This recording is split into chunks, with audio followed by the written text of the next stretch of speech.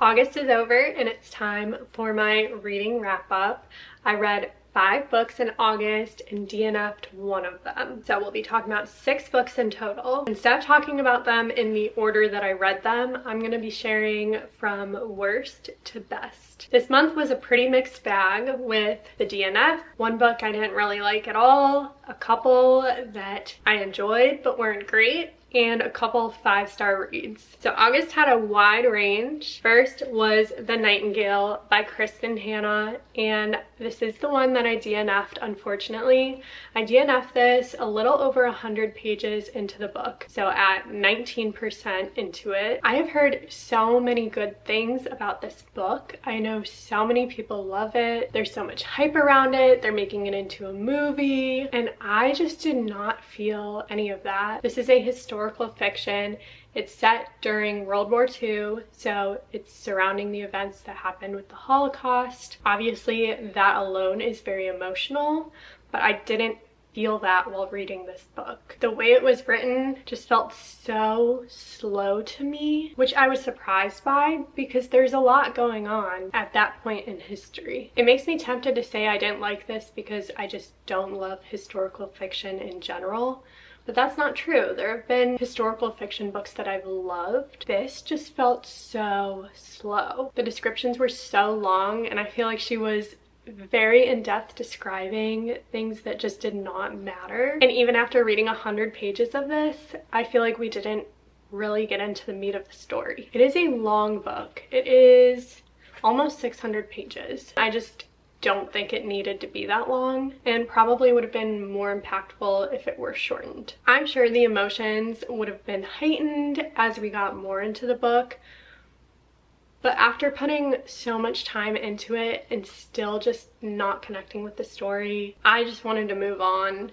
I spent a couple months trying to read this and it just wasn't working for me. Next was actually an ebook that I read, so I don't own it, but I read Not Our First Rodeo by Madison Wright. This was an ARC, so I'm very grateful for that. It was also my first cowboy romance, and I was really excited for it. I thought I was going to be super into reading cowboy romances after it, so I was excited by that aspect. But even more so, the premise of the story really interested me. It's about a couple who are married, but they're separated right now. That's where our story starts.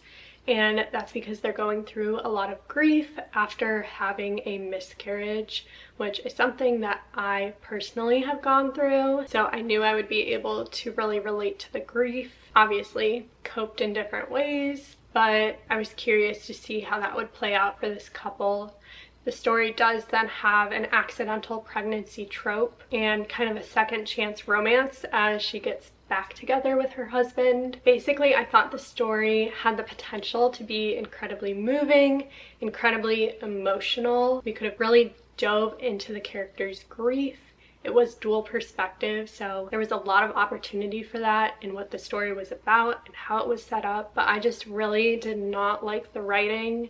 The characters fell flat for me. I really couldn't connect with them.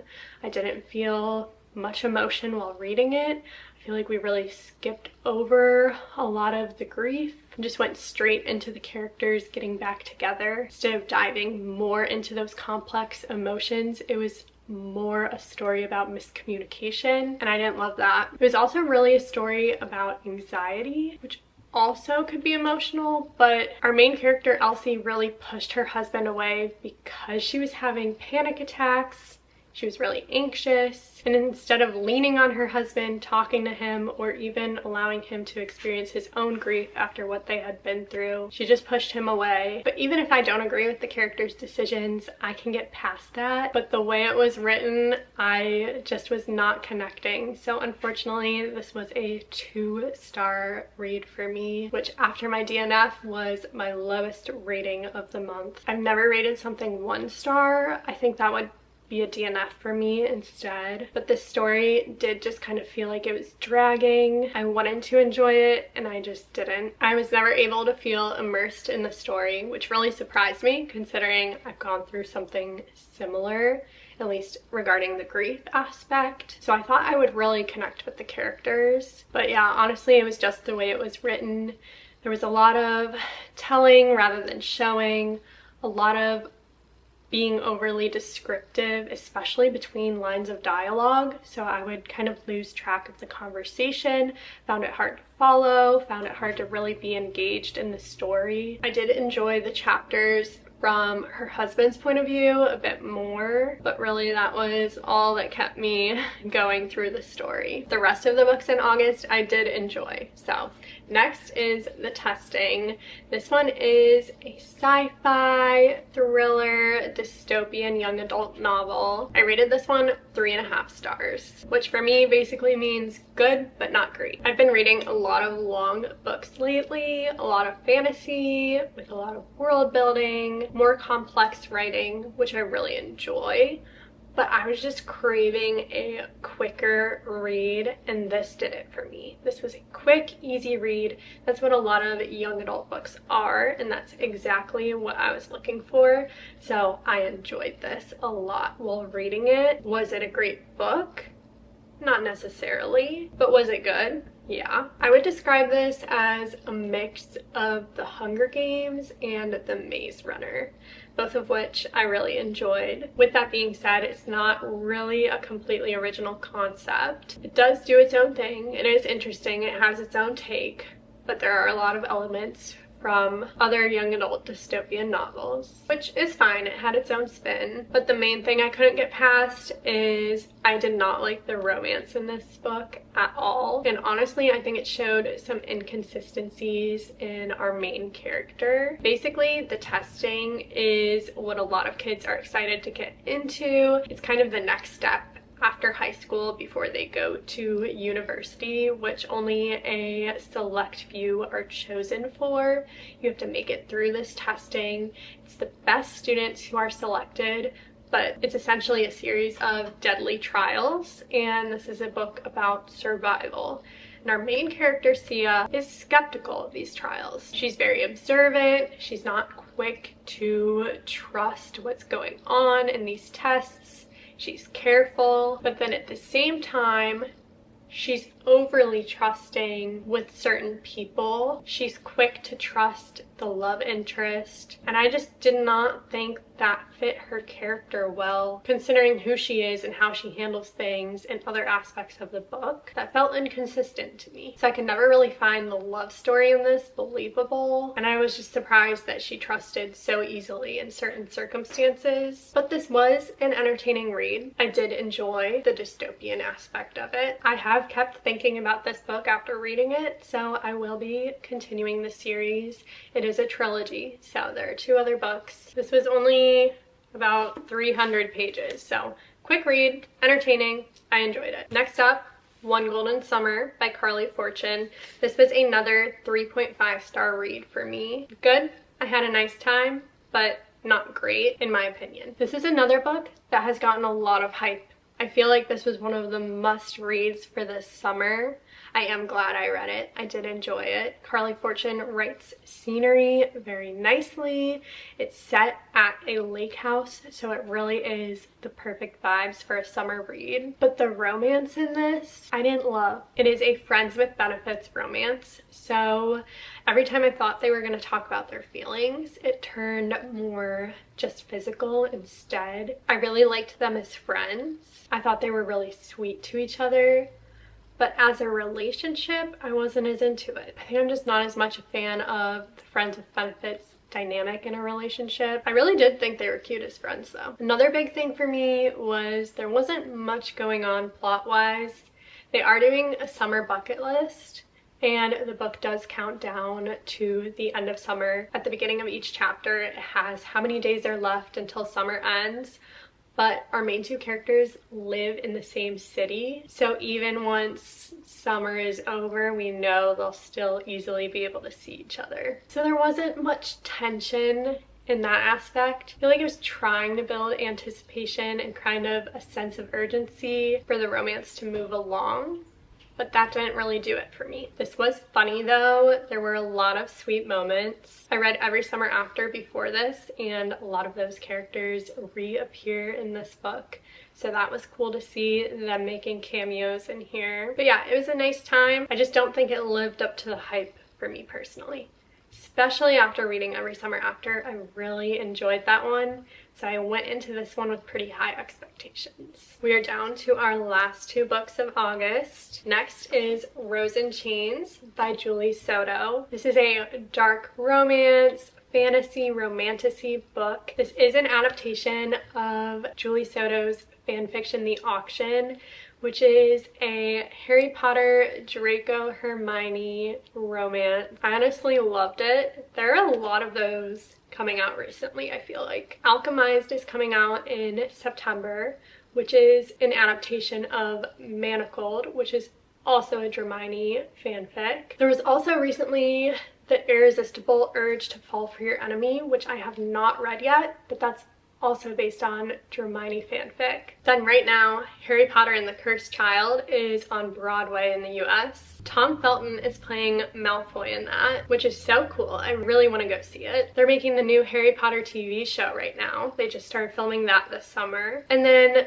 the dramatized audiobooks of Harry Potter are coming out on Audible in November this year. And they have all of the characters from the TV show voicing the characters in that. So I'm so excited. I've never actually read the whole series, but I've been seeing Harry Potter everywhere recently, and it's making me want to rewatch the movies. I really want this year to be the year that I read the Harry Potter books. I think I want to get an Audible free trial in November and try listening to them.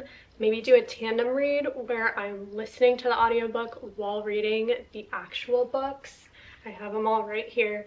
I've only ever gotten as far as the 5th book. I've never finished the series, but I want to get all the way through. Fall always puts me in a Harry Potter mood. But anyways, back to Rose and Chains. 5 stars. I really enjoyed this. It is dark romance, so do look at the trigger warnings. But she did a really good job. I never read the original fan fiction, but it didn't read like Harry Potter to me. It read like it was its own thing. She did a nice job coming up with her own magic system, which I thought was so creative. It involved the use of heart magic versus mind magic and having familiars that you could draw power from, which is kind of what the whole basis of this story involves, is auctioning off these women and drawing power from them. So that's where you see the dark romance coming in. This is enemies to lovers. Basically, this book is set post-war. So at the end of Deathly Hallows in Harry Potter, Harry obviously defeats Voldemort. And this book is kind of the aftermath of that, in imagining if the boy who was prophesized to defeat Voldemort failed. In this book, it's kind of like Harry Potter was Hermione's brother and he dies instead of defeating Voldemort. So they're like, oh gosh, what do we do now? There was a lot of world building and character introduction in the first few chapters because of that. It's just a lot going on at first, but then I really got into it. And I was still into it when that was happening. I just had to reread a few sections to really understand it, but it was well written. And I do feel like it was necessary for the story. I also enjoyed the alternating timelines because it was set during the current day. We saw what was going on in the aftermath of the war, but it also had flashbacks to when they were in school. So we could kind of see the buildup of romance and tension from that, which I really enjoyed. It was a very slow burn, but it's set to be a trilogy. This one had a lot of romantic tension. I still had a lot of unanswered questions by the end, but I'm so excited for whenever the rest of the series does come out. I think the next one is set to come out next summer, so about a year from now. And how pretty is the cover and the sprayed edges? I love this. I did read this from the library, but I ended up ordering it because I feel like I just wanted a copy of my 5-star reads. And with this being a trilogy, I think I'll look back on it when the next books come out. And that brings me to my final book of August, which is Every Summer After by Carly Fortune. This was also a 5-star read, a very emotional book. I love this one. This was my favorite read of the month. I also read this one from the library, but then I got an ad for the special edition and it was a 5-star read. I loved it so much. I could totally see myself rereading this at some point. I am definitely a person who rereads books. So So I feel justified in buying my 5-star reads. I'm not going to buy every book I read from the library, of course, but with books that I love, it makes sense. And look how pretty this cover is, and the sprayed edges and how it flows with the cover. There's a cute quote on the back. This is a beautiful book with a beautiful story inside. In my opinion, even though One Golden Summer was super hyped up, people loved it, this one is so much better. It made me sob. I forgot to mention it with One Golden Summer, but I did film a reading vlog for One Golden Summer and Every Summer After. So if you want to see me reading these books in the moment and hear all my thoughts as I read, it's spoiler free. You can check that out. But this was so good. It's a contemporary romance set at the lake house. This is a best friends to lovers book. That is my own love story, best friends to lovers. So it is my favorite romance trope. There are multiple timelines. It is also a second chance romance. It is set in the current day when she's around 30 years old. She has not talked to this boy in over a decade. And so the past timeline is set over the course of 6 summers when they were kids, teenagers. My husband and I are high school sweethearts. We started dating when we were 15 and 16. That is a very formative time in your life, which is another aspect that I was able to relate to. Not only the friends to lovers, but also meeting and dating so young. I love it. But there's so much tension and anticipation in the book as you're trying to guess what made them stop talking for so long. In the whole book, we're kind of converging these two timelines and waiting to figure out what happened. I did guess what happened, but it still ripped my heart out. This was written so beautifully. It was so sad. It was so heartbreaking. I highly recommend if you like books that make you cry. That is everything I read in August. If you want to hear me talk about more books, be sure to subscribe, and I will see you in the next one.